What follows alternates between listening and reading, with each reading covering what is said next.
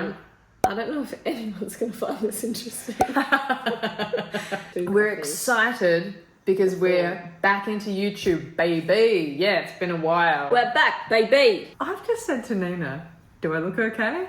Hoping for a, yeah, you look fine. And instead she said, you look okay from the top up. No, because you're all in one colour. Like, you look fine. It's just that you're in one colour. What's wrong with the tracksuit? It's been a little while since our last update. Yeah, I suppose we would have been quite busy this last year. We now have a 1-year-old, which is very exciting and wonderful. What do you want to talk about today, Claire?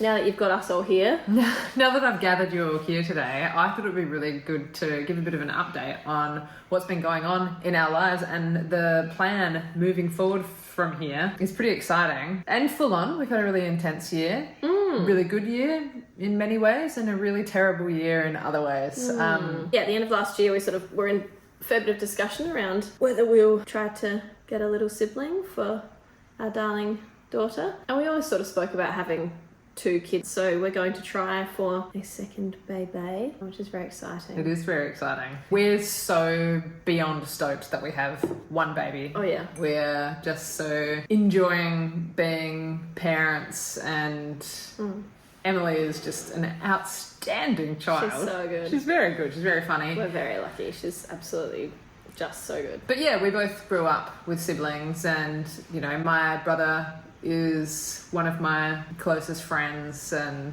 same with my sibs. Yeah, and Nina's siblings are some of my closest friends now as well, which is very special. Yes. I knew I love them so much.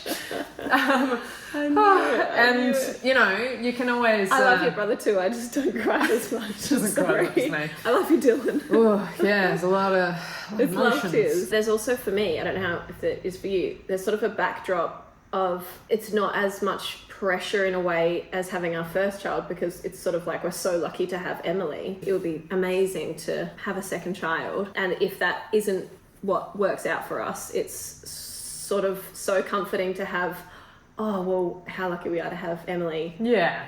You know, I think it'll still like it's be sort of, I don't know, it's not as scary as the first time, I certainly feel. Interesting. Yeah. Yeah, because I feel like it will be totally devastating if it doesn't work out. But no, so do I. I won't be like, oh, no worries. Oh well. Oh well. Didn't work out. Oh Next. well. Because like obviously No. for a same-sex couple, it's not just, everyone's experience is different, but there's also like the financial side of things. And so when we decided we wanted to try to have a first baby, it's like we had been saving for the future, and for us it meant having a baby instead of buying a home. So there's like that element as well, where it's like, it's such a huge decision, because it's amazing that we have 1 kid and it's so good. But it's been an interesting experience as well, deciding who is going to be carrying and whose eggs we're going to use. Go back and watch our other videos.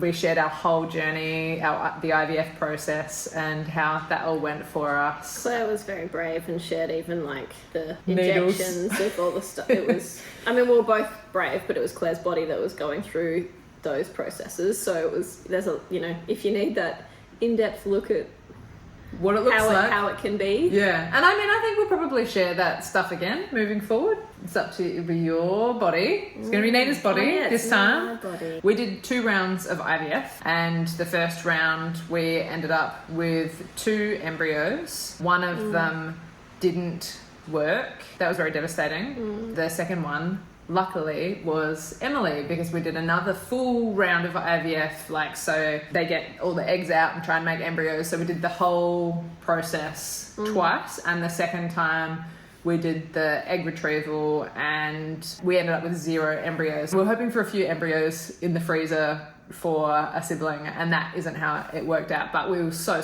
lucky that it was our second try. The second and final embryo from my body. Because of that, if Emily's embryo hadn't turned into Emily, we would have dipped into your body next. That's such a rough way of putting it. But yeah, all along we were thinking I would probably carry the second, and we'd do reciprocal IVF, which is where the non-biological parent, is that the right word? I think that's what they call it.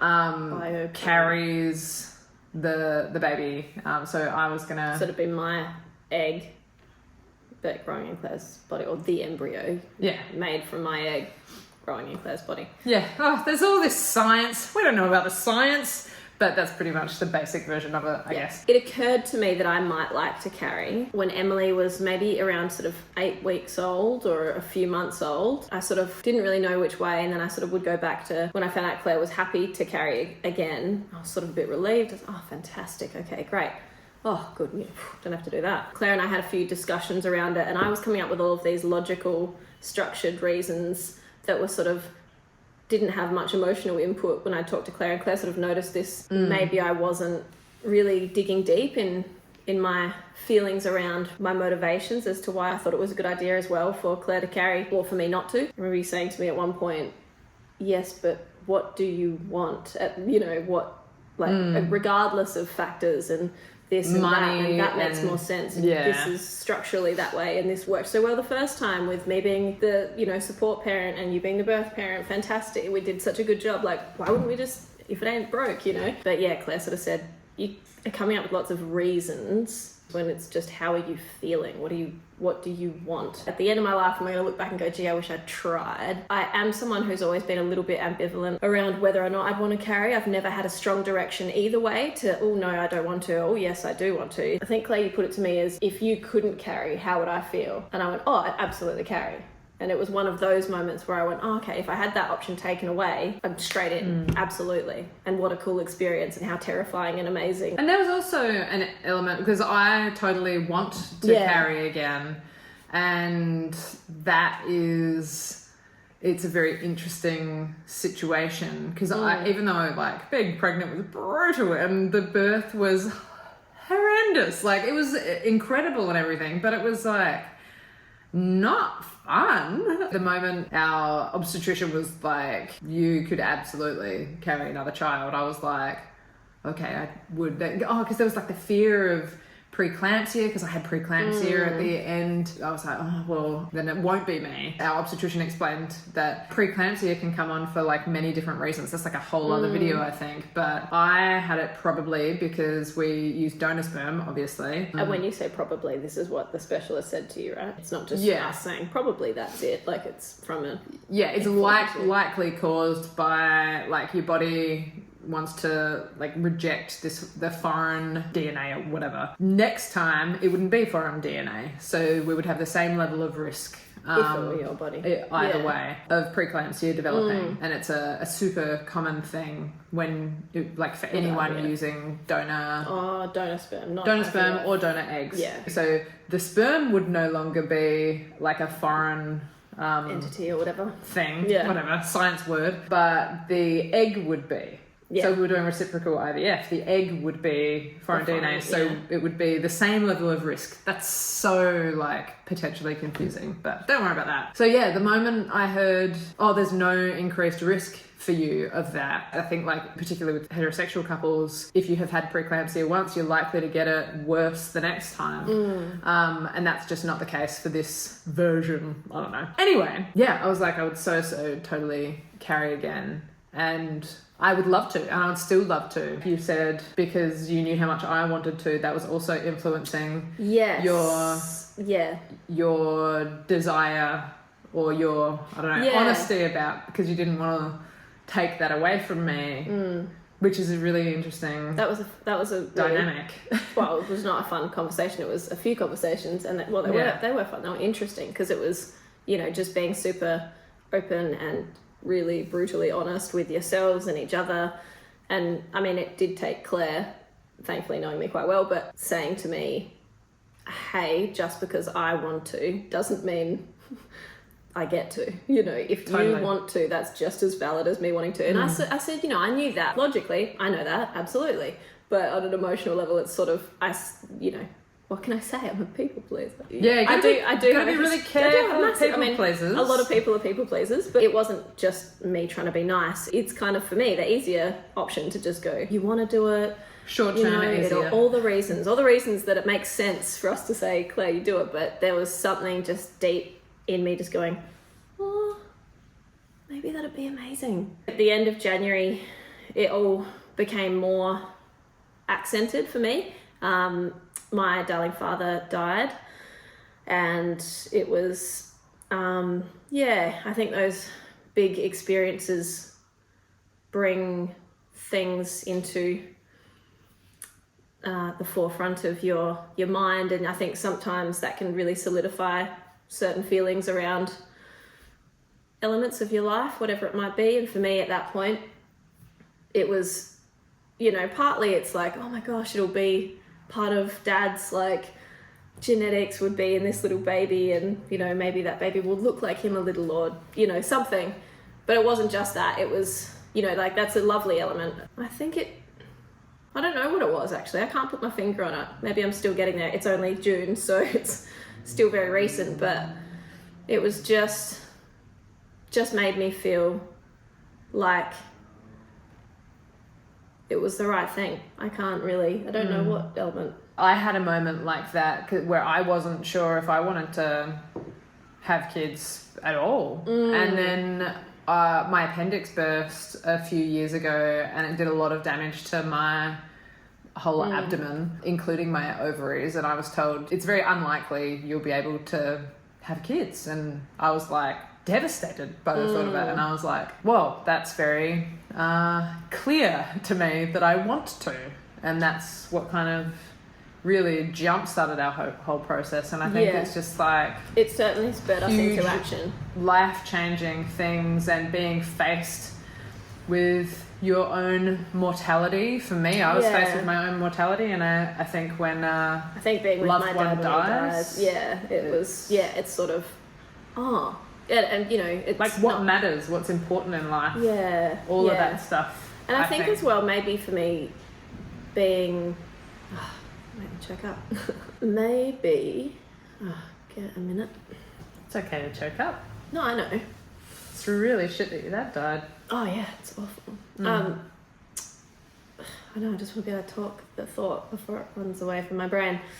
But I think as well, for me, being there with my 5 siblings when Dad died, like we were all there with him, and it was really beautiful, actually.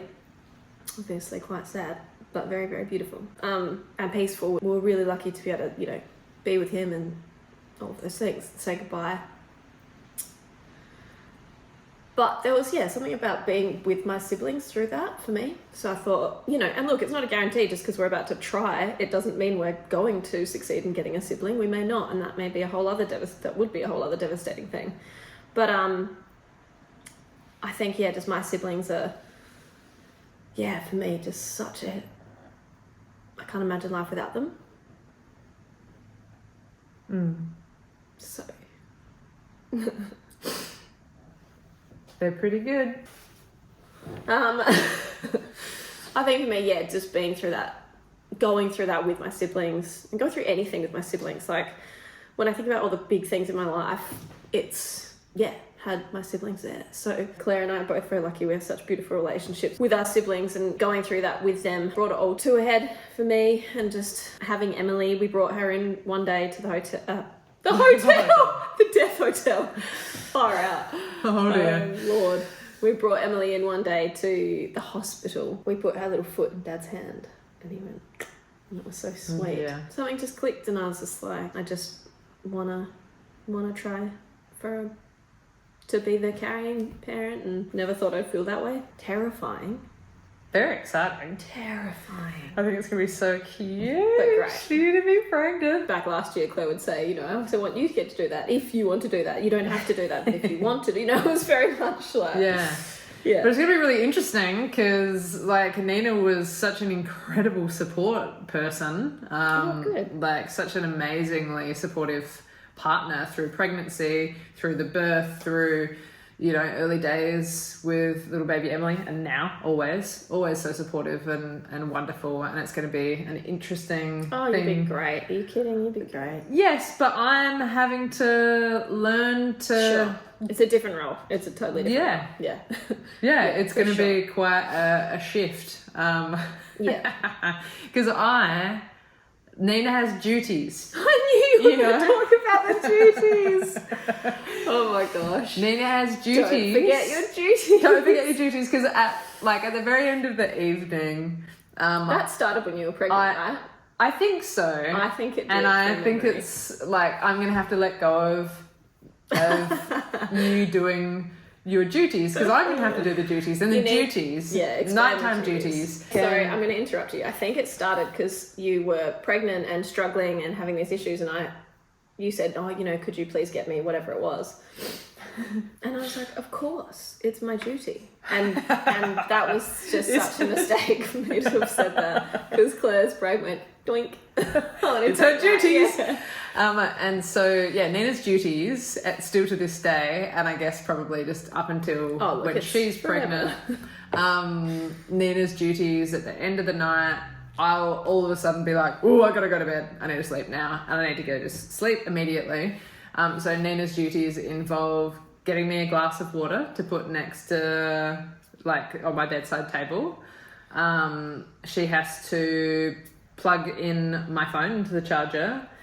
And she has to get... she has to get my wheat bag, because it's cold. Claire has a bit of trouble sleeping, and has been doing really well with it lately. Thank you. Sometimes we go to bed and read, and then she's out, or other times, watching a show or something, and she'll just all of a sudden, I need to go to bed. I'm tired, I'm too tired, I need to go to bed. And she has to get to bed. She'll brush her teeth after dinner, because it means that then she's not going to wake herself too up. Yes, because I can't be putting toothpaste in my mouth too late at night when it's zappy.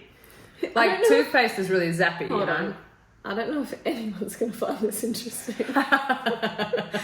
Anyway, Nina's duties, it's sort of become a running joke, and Claire will cuddle up in bed, and I know it's not a joke, but it's it's not that I have to, it's just that it's probably in my best interest if I do.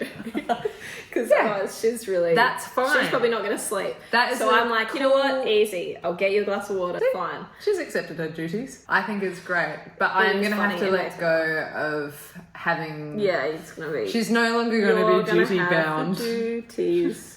You're going to be duty-bound. I'll be duty-bound. Duty-bound. That's what I'm going to be. I feel like we're on a serious caffeine ramble. We did have 2 We're coffees. Excited because we're back into YouTube, baby. Yeah, it's been a while. We're back, baby. So if you would like to go back and watch the rest of our IVF journey, it's pretty adorable. And I've heard from various sources that it's bingeable content. Is it? Yeah. People have written to me and been like, I binge watched your entire IVF journey. That's awesome. And some of them are very stupid videos. Oh my gosh, I didn't know what you were going to say. I was like, don't call the people stupid. Oh, Stupid no, not videos. stupid people. Some of them are very stupid videos. Wow. Stop it. Yeah. Anyway. Silly videos, very silly videos. Go back and watch them. We're silly people. No, we're not. Yes, we're we wonderful. are. We're wonderful. Silly. Is that the thing? Did we cover anything? I think that's a video. I cried. We talked about babies. I cried a little bit as well. We outlined duties. Mm-hmm. You cried a bit too. You cried first. We talked about our siblings. So gorgeous. We talked about our gorgeous child and the hope for another one. Wish us luck on our journey, please, in the comments for the algorithm or whatever. Thanks, everyone. We love you. Hope this is nice or good in some way. Surely it will be wholesome. Shall we kiss? Yes.